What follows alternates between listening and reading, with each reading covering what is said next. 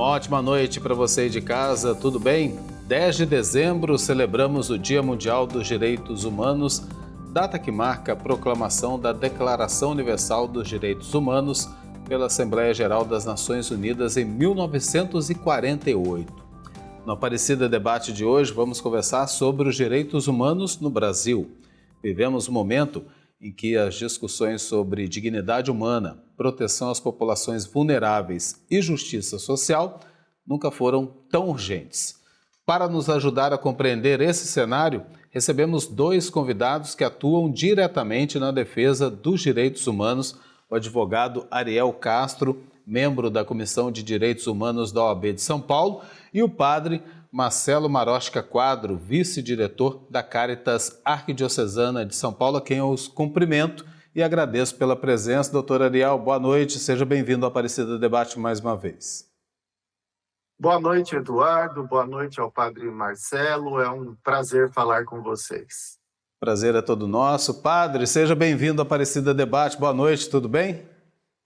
Boa noite a todos e todas que nos acompanham. Uma alegria também estar aqui com o doutor Ariel, com você, Eduardo, para trabalhar, refletir sobre esse tema tão importante. Vou começar pelo doutor Ariel perguntando o básico, né? O que são exatamente os direitos humanos? Muitas pessoas ainda têm dúvidas, né, sobre esse conceito, doutor. De fato, Eduardo, nós sabemos que os direitos humanos são muito estigmatizados no nosso país, né? E não só no nosso país, em muitas partes do mundo.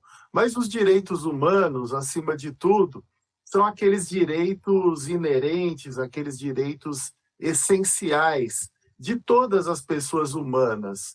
Quem definia muito bem os direitos humanos foi o professor Dalmo de Abreu Dall'Are, um grande jurista brasileiro que conceituou os direitos humanos, que contribuiu para a elaboração da Constituição de 88, e ele dizia que direitos humanos, acima de tudo, são necessidades humanas.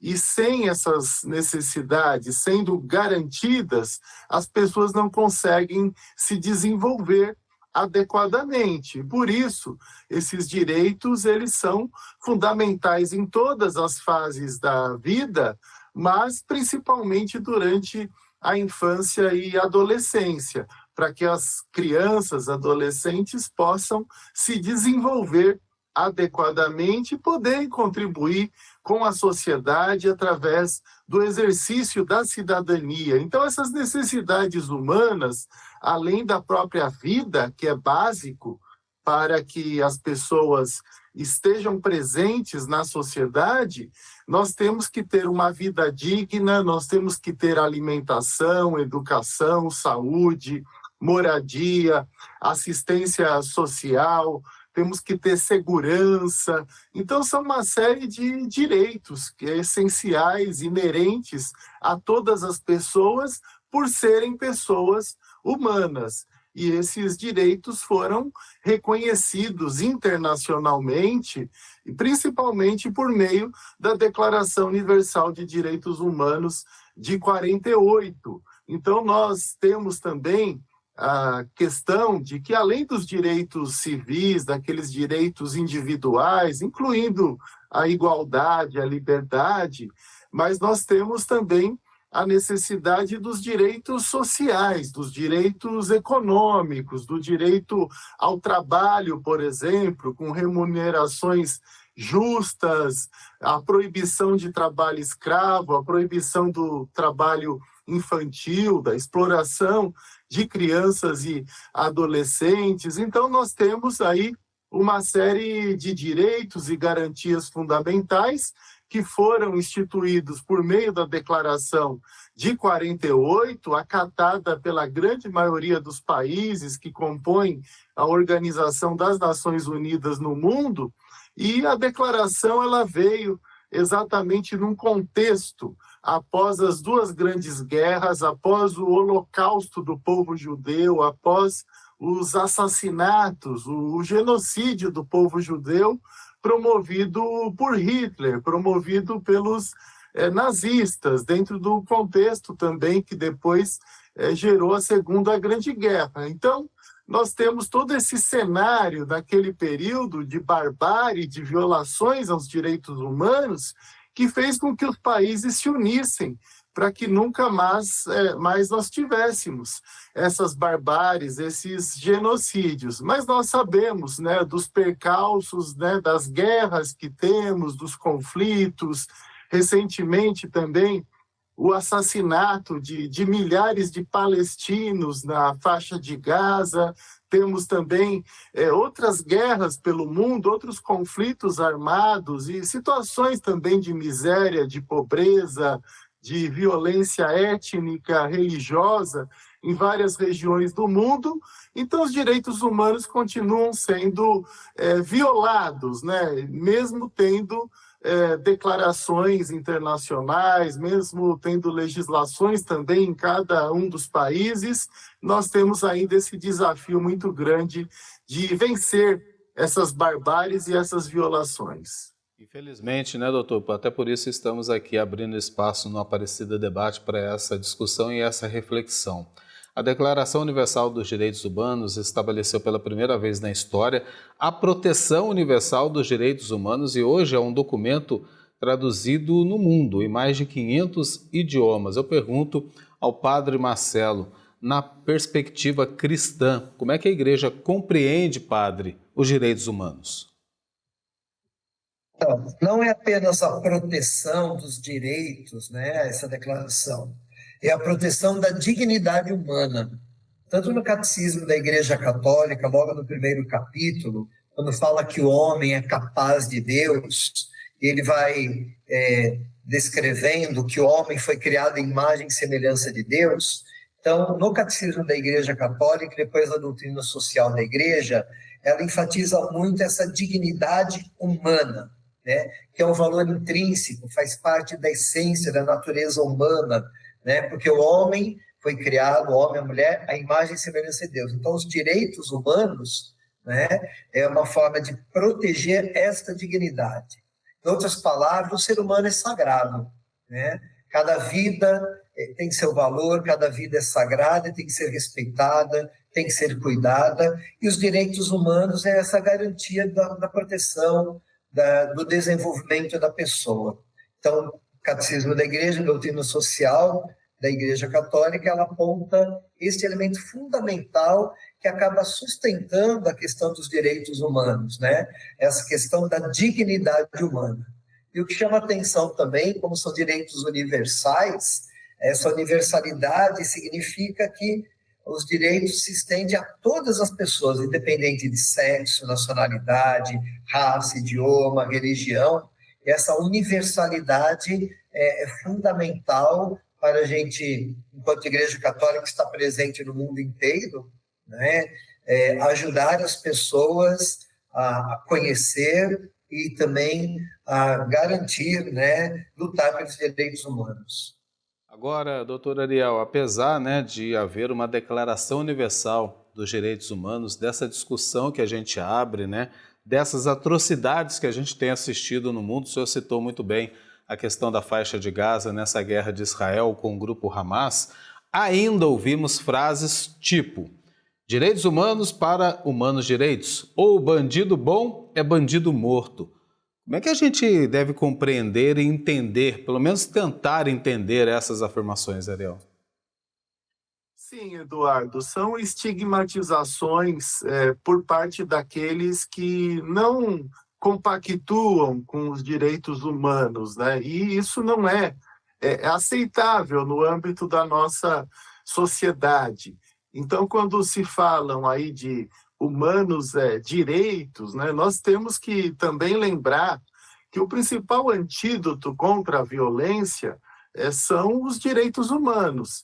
Então, se nós criamos, por exemplo, uma criança, mesmo antes do seu nascimento, sendo violada nos seus direitos fundamentais, durante a própria gestação, sem alimentação adequada da gestante, a gestante sofrendo violência, ou muitas vezes até um processo de rejeição daquela criança que vai nascer, uma situação de miséria, uma situação de uso de drogas por parte da mãe, do pai, e depois aquela criança nasce. No dia a dia, ela vai convivendo com a violência doméstica, do pai que chega embriagado, batendo na mãe, bate na criança também, daquela criança que não tem uma alimentação adequada, não tem uma moradia adequada, muitas vezes está com o pai e a mãe vivendo pelas ruas, presenciando todas as formas de violência, vivendo em meio ao tráfico de drogas, a violência policial, a violência do crime, aquelas crianças que vivem nas comunidades periféricas, convivendo também com a violência dos traficantes, assassinatos, pessoas que são queimadas vivas, muitas vezes aquela criança, na hora de ir para a escola, vê corpos no chão, muitas vezes ela não tem sequer a vaga na creche, não tem a vaga na escola, e quando tem é uma educação precária, depois se ela está viciada em drogas, não tem um atendimento adequado na rede de saúde pública. Então, os direitos não foram garantidos a essa criança. Ela não teve uma vida digna, ela não teve moradia, ela não teve alimentação, não teve educação, não teve saúde, não teve segurança. E o que esperar, então, de um ser que está em desenvolvimento, no que nós chamamos uma condição peculiar de desenvolvimento? Então, é muito possível que essa criança ela se torne um adolescente, um jovem, ou mesmo uma criança violenta, porque a referência que ela tem de sociedade é da negação dos seus direitos humanos, é da própria violência. Quem nunca teve a sua vida valorizada, dificilmente vai valorizar a vida do outro. É por isso que o professor e jurista Dalmo Dallari definiu os direitos humanos como necessidades humanas, porque se elas não forem garantidas, a pessoa não vai se desenvolver adequadamente e depois não vai conseguir contribuir com a sociedade. Então, nós temos que pensar também nessa perspectiva. Todos nós somos corresponsáveis quando nós temos pessoas que são consideradas humanos não direitos, porque esses humanos não direitos exatamente porque tiveram seus próprios direitos violados. Por isso que eu digo que o maior antídoto contra a violência é a efetivação, a garantia dos direitos humanos para todas as pessoas. Direitos humanos não pode ser apenas para as pessoas que têm dinheiro, não pode ser apenas para as pessoas de classe média e de classe alta. Precisa ser para todas as pessoas. Nós vivemos num país que ainda 6 milhões de pessoas estão passando fome. Muitas são crianças, adolescentes, pessoas com deficiência, idosos, mulheres, gestantes. Nós temos, só em São Paulo, 1 milhão de pessoas passando fome também. A maioria da população brasileira vive na miséria, na pobreza. Então, quer dizer, os direitos humanos são utópicos para a maioria da população. Não faz parte da realidade da população. E por isso a população também tem uma dificuldade de compreender a importância desses direitos. Bem, seguindo nessa linha, padre, essas ideias contrárias aos direitos humanos são muito preocupantes, né? Alguns até dizem que bom mesmo era lá na ditadura, que é um período marcado pela tortura, pela intransigência. Como é que a igreja responde a essas afirmações e visões?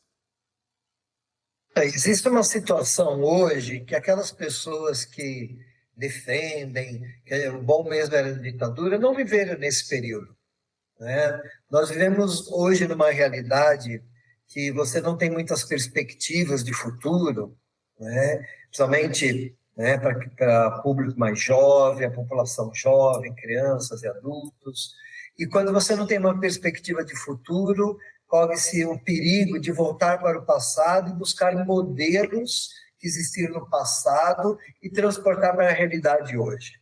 Então, primeiramente, né, a ditadura foi num outro contexto, hoje a realidade é outra. Aqueles que conclamam que aquele período foi bom, não viveram esse momento, e aí eu percebo que não viveram esse momento e querem que a resposta venha de outros. porque é fácil você não se comprometer, é fácil você não se sentir responsável e transferir a sua responsabilidade enquanto ser humano para que um governo, uma ditadura, uma tirania exerça aquilo que é próprio seu. Acho que quando nós falamos de direitos humanos, existe esse desconhecimento, essa falta de consciência, né, que a pessoa humana é um ser de direitos. E como ser de direitos, ela tem que agir, tem que se sentir responsável, tem que se sentir comprometida, tem que exercer a sua cidadania. O doutor Ariel falava dos direitos fundamentais, dos direitos sociais, dos direitos trabalhistas, esquecemos nossos direitos políticos. Então é muito fácil, né, você buscar e transferir a responsabilidade para que o Estado resolva, né? E nós vivemos hoje numa realidade em que o Estado brasileiro, né, que deveria garantir os direitos fundamentais, assegurar a ordem, promover o bem comum, há muito tempo o Estado não faz isso.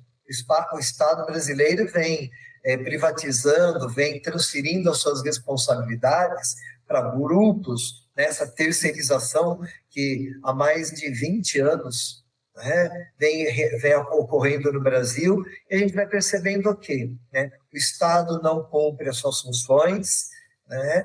Existe um vazio de poder que garanta, né, a questão da ordem, da promoção do bem-estar, dessa garantia de direitos.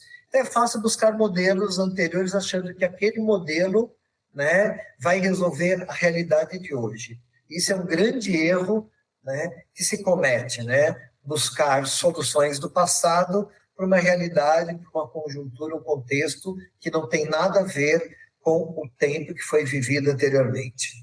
Estamos apenas iniciando esse debate que é importante para a nossa formação, para o nosso crescimento enquanto ser humano. Então você é convidado a permanecer aqui com a gente, o Padre Marcelo, o doutor Ariel e também você aí de casa que nos faz companhia nessa noite. O Aparecida Debate faz o intervalo e volta daqui a pouco para falar sobre os direitos humanos.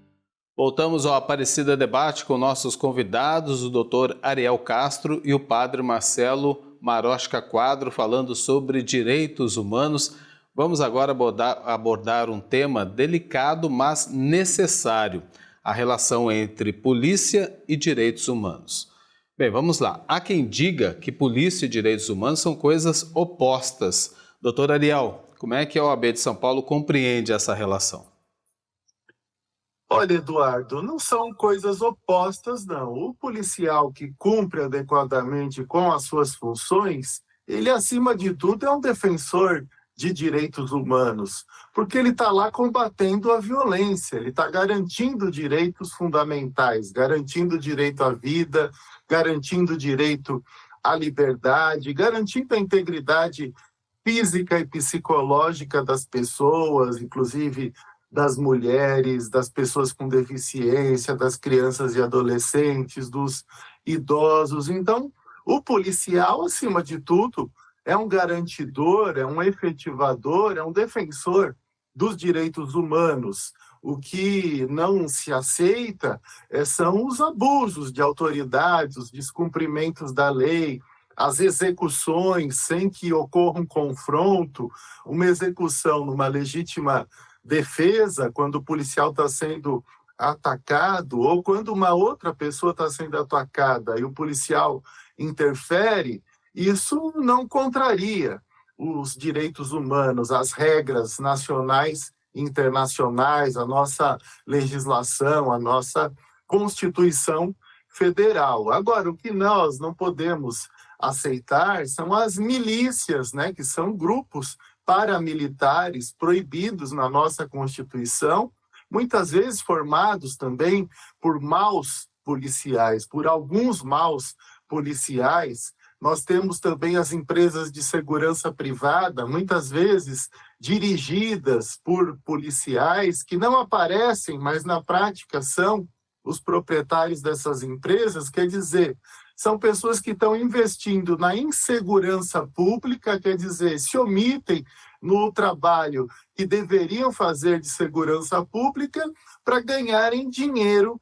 com as empresas de segurança privada, que cada vez mais aumenta. Como estava dizendo o padre, o Estado deixa de cumprir com as suas funções e tudo é privatizado. Então, vai ter segurança apenas quem pode pagar por segurança. A gente vê, às vezes, em locais que as casas aderem às empresas de segurança, aquela que não aderir, muitas vezes vai ser assaltada, vai ser invadida, porque nós temos essas empresas de segurança muitas vezes atuando como milícias e atuando também nessa promiscuidade com a própria área de segurança pública.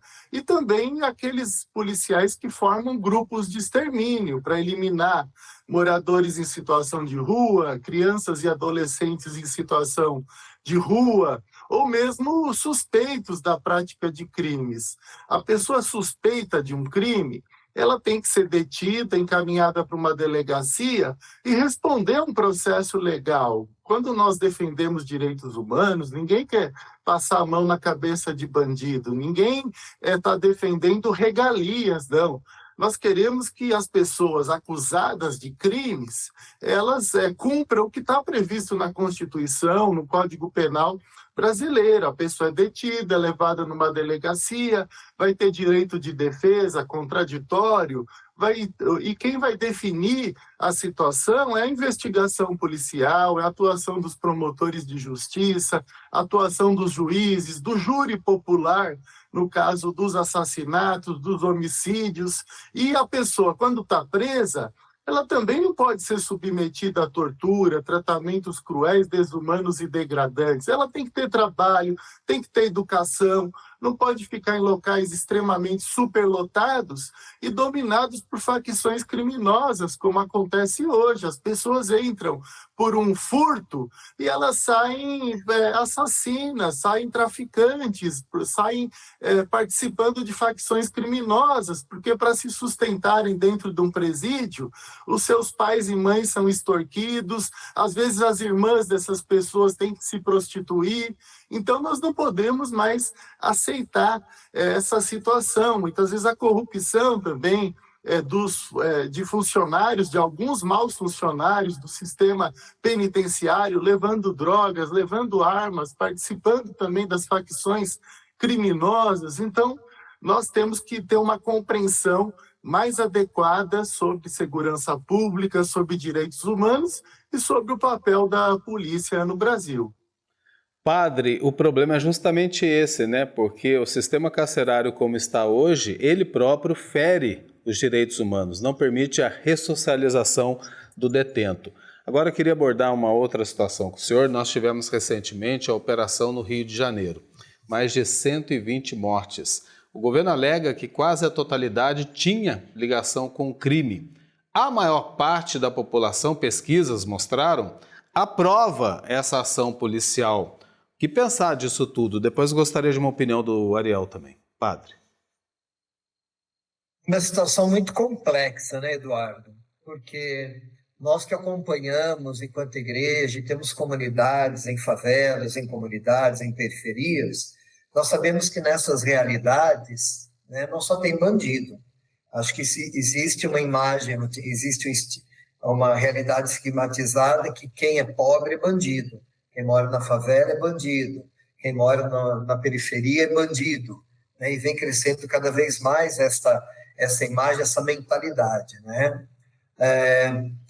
O que podemos pensar dessa realidade? Primeiro, a gente tem que romper com essa mentalidade, né? Tem muita gente honesta, muita gente trabalhadora, muito pai, muita mãe de família, muitos jovens que têm seus sonhos, então precisamos romper, primeiramente, com essa imagem.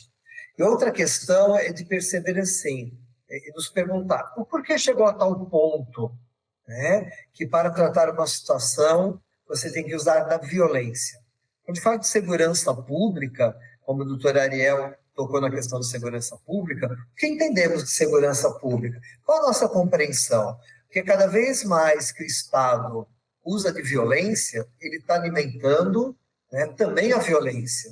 Cada vez que ele usa esse instrumento para resolver questões que ele devia resolver anteriormente, né, ele vai alimentando uma cadeia de violência. E se nós percebermos, principalmente no estado do Rio de Janeiro, né, não é da primeira vez que a gente acompanha situações de corrupção. Se a gente pensar, por exemplo, dos últimos governadores do estado, quantos estão presos? Então, a ausência do Estado, a ausência de uma cidadania, a ausência de políticas públicas, porque falar de direitos humanos é falar de política pública. Então, na ausência de política pública, né, alguém vai ocupar esse espaço. Infelizmente, o crime é organizado. Então, assim, a violência não é a melhor maneira, a violência não é o melhor caminho, né? Então, acho que tem que se repensar muito, né? Quando a gente fala de direitos humanos, qual a relação de direitos humanos com segurança pública, né? E sempre pensando nessa perspectiva para nós cristãos católicos, né? Violência não é o caminho, ela vai alimentando cada vez mais uma cadeia sem fim. Doutor Ariel, queria a opinião do senhor também sobre essa questão da operação no Rio de Janeiro, que teve ampla repercussão no mundo todo, né? Mas também perguntar, como garantir a segurança pública sem violar os direitos humanos? É possível?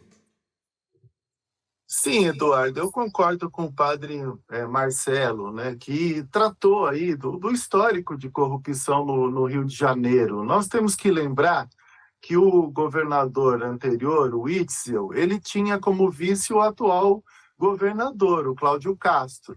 E eles sepultaram aquele trabalho importante das unidades de polícia pacificadora. Todos nós podemos lembrar que a polícia ia para as comunidades e os traficantes fugiam delas, né? Não havia confronto naquele processo de ocupação, que inclusive era anunciado com uma certa antecedência. E depois as detenções ocorriam por meio de um trabalho de inteligência policial, de encontrar onde esses líderes do tráfico, onde essas pessoas estavam fora daquelas comunidades, porque, claro, quando elas estão ali nas comunidades, elas colocam todas aquelas pessoas, como o padre citou muito bem, que a maioria são pessoas de bem, pessoas trabalhadoras, e muitas são mulheres, idosos, crianças, pessoas com deficiência, que ficam completamente refém. Aliás, essas pessoas ficam encurraladas, muitas vezes, entre maus policiais, violentos, muitas vezes corruptos, e os traficantes, e os criminosos. Então, o cotidiano dessas comunidades é um cotidiano muito difícil, que interrompe o trabalho das pessoas com todos esses conflitos, essas verdadeiras guerras permanentes, interrompe os estudos, as escolas. Então, aquele processo de polícia pacificadora foi um processo importante para o Rio de Janeiro, que estava dando certo, que os policiais faziam policiamento comunitário, aquele policiamento de proximidade, que a comunidade vai confiando nos policiais e depois vão até denunciando os criminosos da região, os traficantes, e com isso a polícia vai fazendo um trabalho de inteligência e vai prendendo um por um, sem ter esses grandes confrontos, toda essa mortandade como nós tivemos nessa mega operação. Esse tipo de mega operação muitas vezes é planejado dentro de um sentimento social, tá combatendo o crime, mas muitas vezes também pessoas que morrem nesses locais são pessoas inocentes, ou são pessoas que,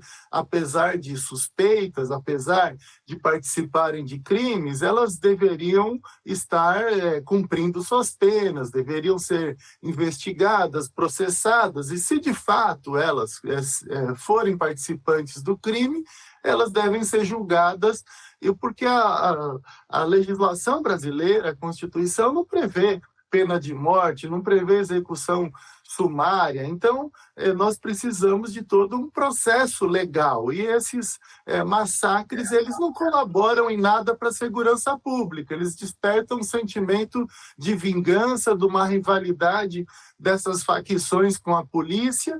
E nós sabemos também que o crime organizado, ele só existe quando existe corrupção policial. Então, nós precisamos primeiro acabar com a corrupção policial para, de fato, conseguirmos acabar com as facções e acabar com o crime organizado. Então, precisa de uma reestruturação das polícias, melhores salários também, condições de trabalho, e para que a gente, de fato, consiga enfrentar as facções, enfrentar o crime organizado, sem esse tipo de matança como nós tivemos lá no Rio de Janeiro, que morreram também 5 policiais e mais de 120 pessoas no total. Então, é necessário nós repensarmos esse modelo. Agora, muitas vezes essas operações são planejadas politicamente, porque usam de um sentimento social. Agora o governo está enfrentando o crime, está matando pessoas nas comunidades, exatamente usando esse sentimento que o padre nos alertou, que é errôneo, de tratar as pessoas que vivem nessas comunidades como se fossem pessoas criminosas, quando, na verdade, a grande maioria são pessoas trabalhadoras, pessoas que cumprem as leis. Padre, eu queria trazer outro elemento para a nossa discussão e um dado importante. Segundo o Ministério do Trabalho e Emprego, divulgado em novembro de 2024, o salário médio de um trabalhador negro é 42% menor que o de trabalhadores brancos. Entre as mulheres, essa diferença é de 40%. O racismo estrutural fere os direitos humanos, padre? Com certeza, Eduardo. Fere esse racismo, essa desigualdade que é estrutural, não é apenas o racismo, né? Nós temos que pensar que o Brasil vive dessa herança desde que era uma colônia, né, do Império Português. Então, as nossas estruturas são estruturas racistas, são estruturas desiguais, onde a gente só pensa, né, que quem tem direito são algumas parcelas da população, como o doutor Ariel anteriormente tinha dito, né, que direitos humanos é apenas para a classe média, para as classes ricas, esquece dos pobres, né? E então, pensar nesse enfrentamento a uma estrutura que tem que ser mudada. Só que mudar estruturas leva tempo, né? Pensar de mudanças estruturais é pensar também de mudança de uma mentalidade, de uma conversão, como a gente diz muito enquanto igreja, o ser humano precisa converter o seu coração, sua mentalidade, para que o novo possa acontecer, para que a novidade do reino de Deus aconteça, né? E a gente vive realmente essa realidade de ferida dos direitos humanos para a população negra, para as mulheres, para os jovens, e até pegando uma fala do doutor doutor Ariel anteriormente, se a gente pensar nas nossas comunidades, por que um jovem negro vai para o crime? Ele muitas vezes ele foi negado o direito à educação, à moradia, o direito ao trabalho, ao salário digno. Qual a alternativa que ele tem? Então, com certeza, né, esse racismo estrutural que é presente no Brasil, muitas vezes velado, né, precisa ser enfrentado porque fere os direitos humanos. Bem, a gente está caminhando para o final do segundo bloco, mas a gente tem um terceiro bloco ainda para a gente poder discutir, porque é uma ampla discussão e é necessário que a gente coloque essa reflexão aqui na TV Aparecida. O Aparecida Debate faz mais uma pausa e volta já com o tema Direitos Humanos. Voltamos ao Aparecida Debate com os nossos convidados, o doutor Ariel Castro, o padre Marcelo Marochka Quadro, falando sobre direitos humanos. Para esse último bloco aqui do Aparecida Debate, pergunto ao padre inicialmente. A Caritas atua em diversas comunidades, padre. Como os direitos humanos são vivenciados ou violados nas favelas e periferias? Então, a Caritas ela tem vários projetos em várias comunidades e trabalha com uma população muito mais vulnerável, principalmente no foco com mulheres, idosos, crianças, né? O que nós percebemos na primeira violação de direitos? O desconhecimento. Acho que as pessoas não conseguem se reconhecer como um ser de direitos. Então, o trabalho da Caritas, quando a gente pensa em fazer o processo educativo, o processo de conscientização, é ajudar as pessoas a se reconhecer na sua dignidade como ser de direitos, né? Percebemos uma grande violação, sim, né? Desde a questão de não conseguir a vaga na creche, a dificuldade de vaga em escola, ensino fundamental, ensino médio, onde a criança só consegue uma vaga muito longe da sua casa, da sua residência, a violação da questão de falta, né, de oportunidades de emprego, do salário que é muito baixo. No outro bloco, você lembrava muito bem, né, da diferença do salário entre as mulheres e homens, da população negra, a questão de uma moradia digna, né? Então, por exemplo, nós vamos, no próximo ano, a campanha da Fraternidade vai trazer como tema a moradia. Nós falar de moradia digna, né, de moradia como direito, é lembrar também que hoje muitas populações estão sendo expulsas das suas casas, né, para a questão dos processos de verticalização, os grandes condomínios que vêm sendo construídos em São Paulo. Esse processo de verticalização tira as pessoas, expulsa as pessoas, né, toda a violência que é vivida. Então, como é que a Caritas lida com tudo isso? Através de projetos que resgatam a dignidade, que ajudam a pessoa a se desenvolver enquanto pessoa, enquanto um ser de direitos, mas também se vê como um agente transformador, né? Então, a nossa atuação, além de reconhecer as situações de violação de direitos e cobrar também, enquanto, mesmo sendo uma organização da Igreja Católica, a Caritas é uma organização da sociedade civil. Então, o nosso papel também, junto com outras organizações, é reconhecer uma realidade de violência de direitos, denunciar essas realidades, cobrar política pública, acompanhar a execução dessa política e esse monitoramento. Doutor Ariel, trazer um outro assunto muito relevante e importante para essa nossa discussão hoje. A censura e o desrespeito aos direitos humanos andam juntos? Sim, certamente, porque numa ditadura, e agora há pouco você tratava daqueles que defendem a ditadura, é bom dizer que numa ditadura as pessoas nem teriam direito de ficar se manifestando, defendendo ou não uma ditadura, criticando determinadas situações. Aliás, talvez nem esse programa iria para o ar numa ditadura, porque ele está tratando de direitos humanos e dentro de uma perspectiva crítica sobre o papel do Estado, o papel da sociedade, o papel de todos nós. Então, a censura, é claro que ela é violação de direitos humanos. Mas, por outro lado, a liberdade de expressão prevista na Constituição, ela prevê que as pessoas precisam se identificar. E nós não podemos aceitar esses perfis falsos, chamados de fake, nas redes sociais, muitas vezes promovendo crimes de ódio.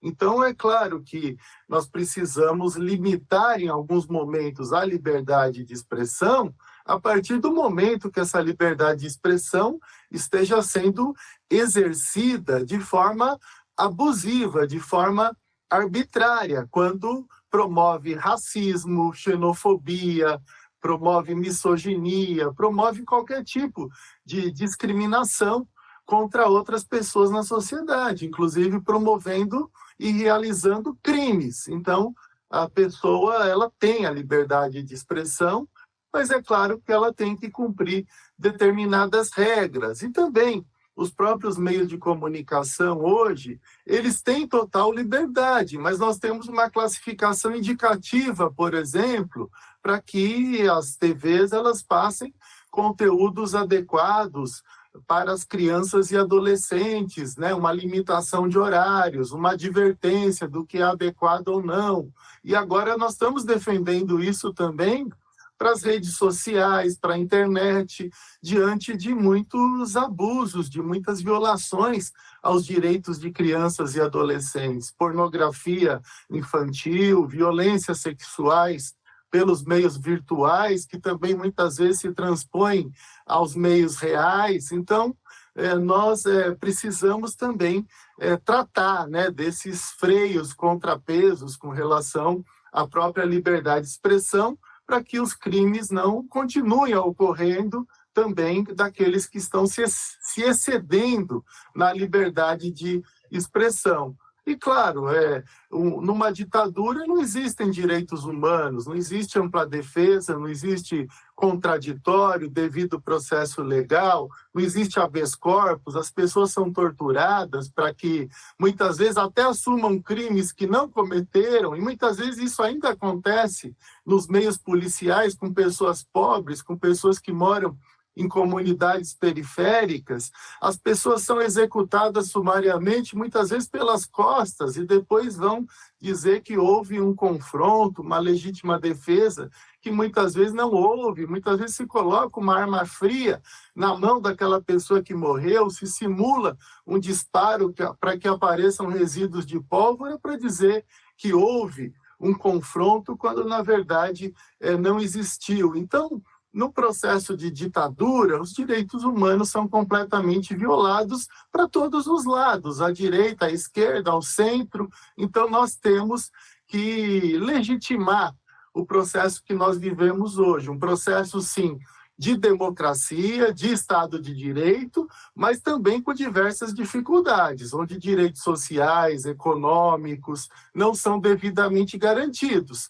Mas todos nós somos corresponsáveis por isso, porque nós participamos do processo eleitoral, nós podemos votar, podemos nos candidatar. É claro que existem muitos vícios também no processo eleitoral, existe corrupção nesses processos, mas é uma sociedade que está construindo ainda uma democracia que é recente, que veio desde a Constituição de 88. É sempre bom dizer e relembrar aqui, né, além de eu estar na UAB, também sou presidente de honra do Grupo Tortura Nunca Mais, que é um grupo criado por Dom Paulo Evaristo Arnes, que foi o nosso grande baluarte pela democracia, pelos direitos humanos, foi aquele que enfrentou a ditadura e conseguiu, né, garantir, claro que com vários outros apoios, que nós voltássemos a um processo democrático. Então, a igreja ela tem esse papel como garantidora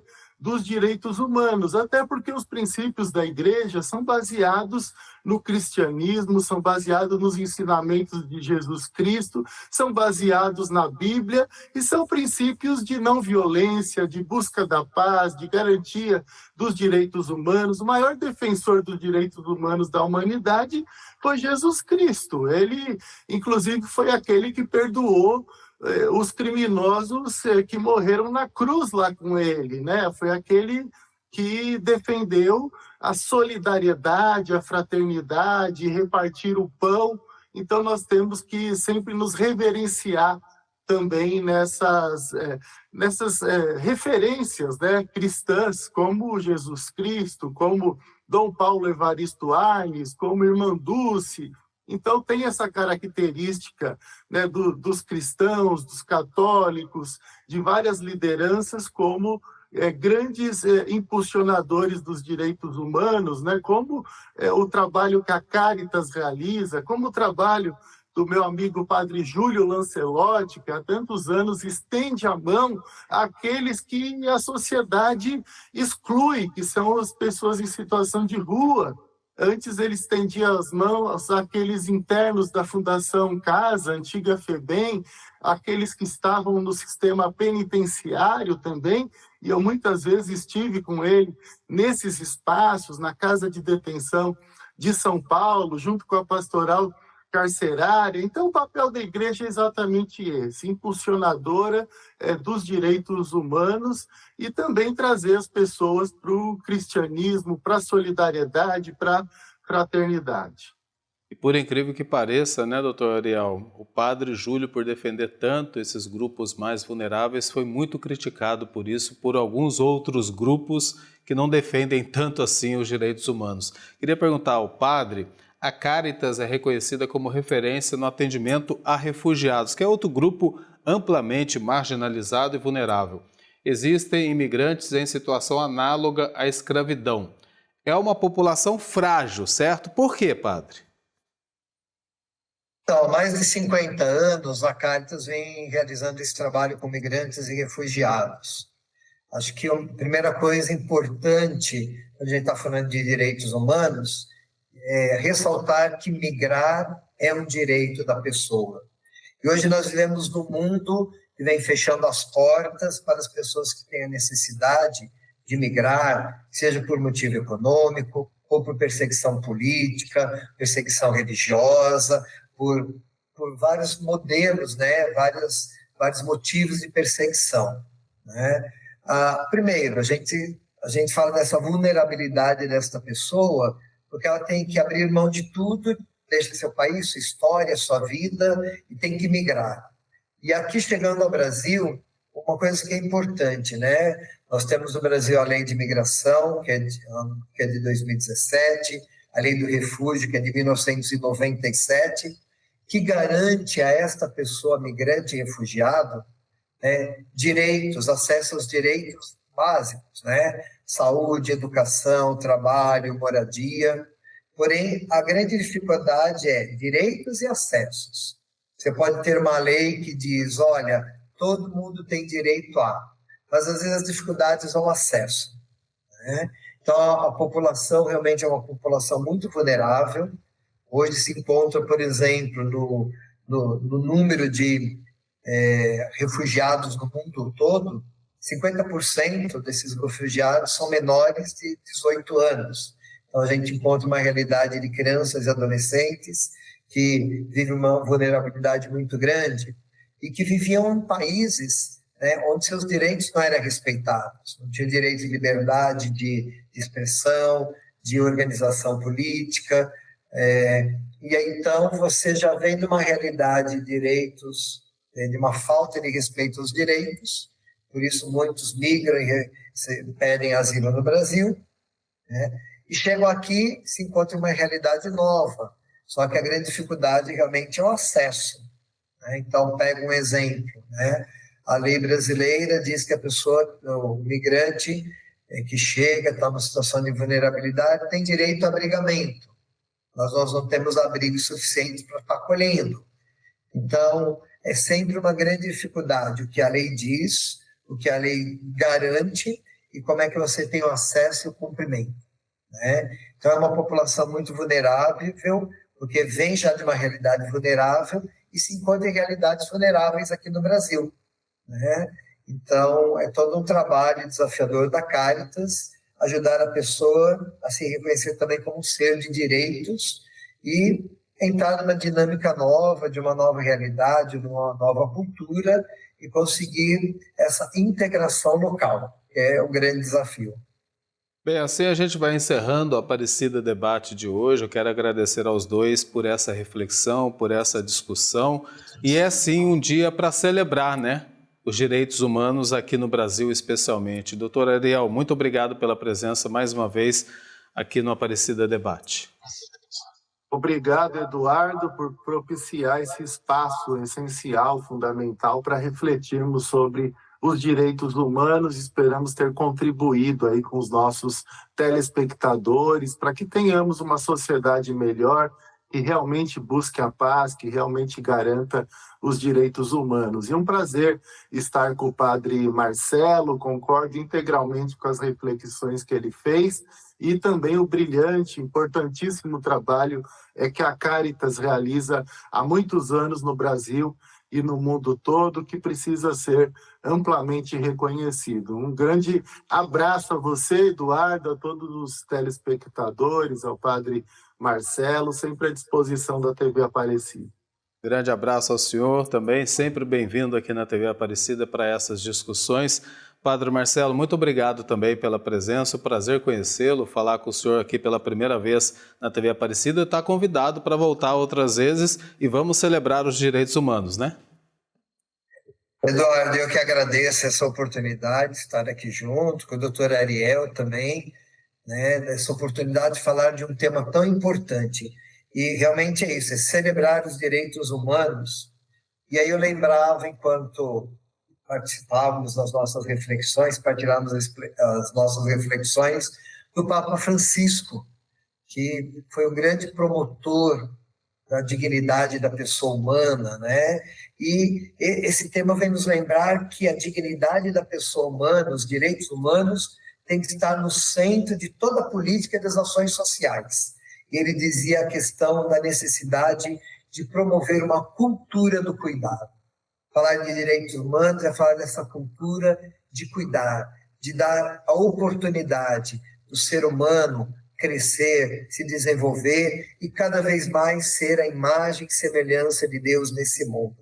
E que realmente é nesse processo que a gente vai transformando o mundo e fazendo que realmente a fraternidade universal, a amizade social, seja uma marca da nossa sociedade, da nossa humanidade. Eu que agradeço, muito obrigado. E que o amor prevaleça sempre, né? Muito obrigado aos dois pela presença aqui no Aparecido Debate. Assim encerramos o programa de hoje. Reveja esse e outros programas no canal da TV Aparecida no YouTube. E no nosso Instagram, @jornalismo TV Aparecida, além das notícias e dos bastidores da programação, você em casa também pode sugerir temas para a gente debater toda terça-feira aqui no canal de Nossa Senhora. Boa noite para você, um ótimo descanso e até a próxima.